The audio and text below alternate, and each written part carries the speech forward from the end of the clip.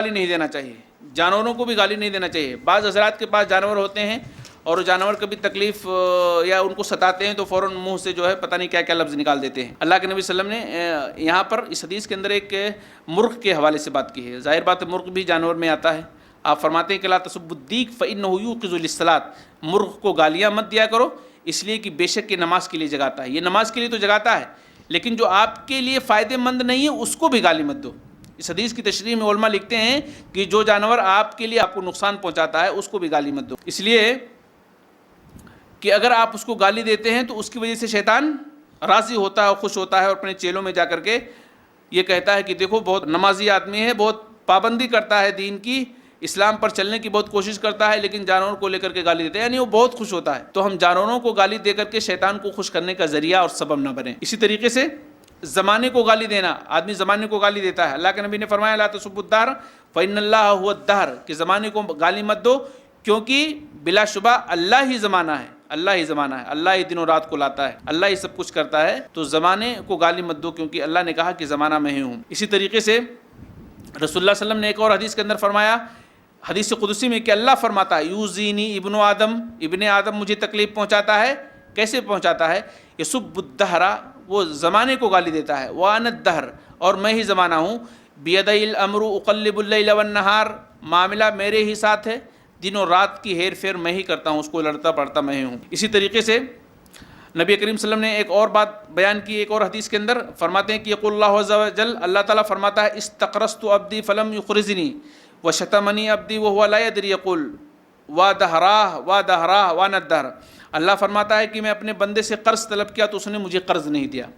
میں نے اپنے بندے سے قرض طلب کیا تو اس نے قرض نہیں دیا، اور میرے بندے نے لا علمی میں مجھے گالی دی، وہ کہتا ہے ہائے زمانہ ہائے زمانہ،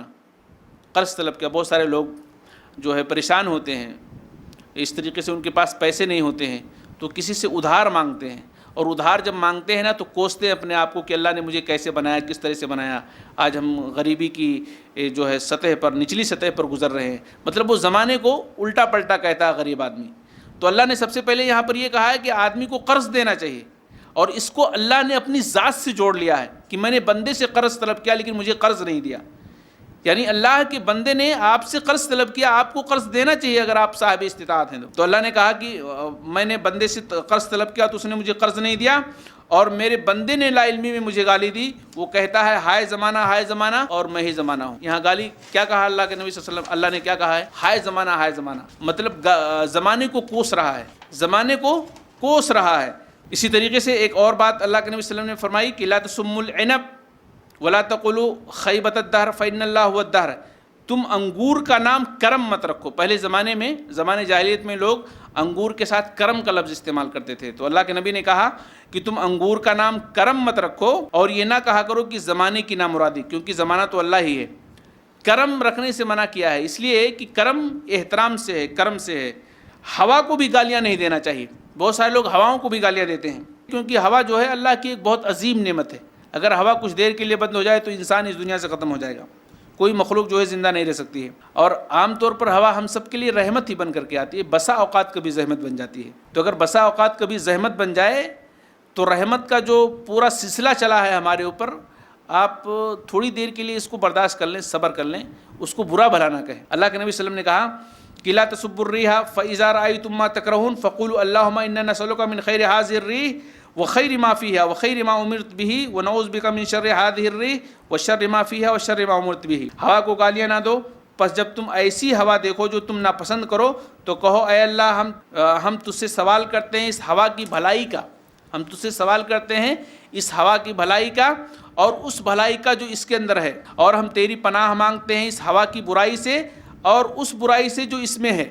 اس طرح سے آپ کو اگر کبھی ناخوشگوار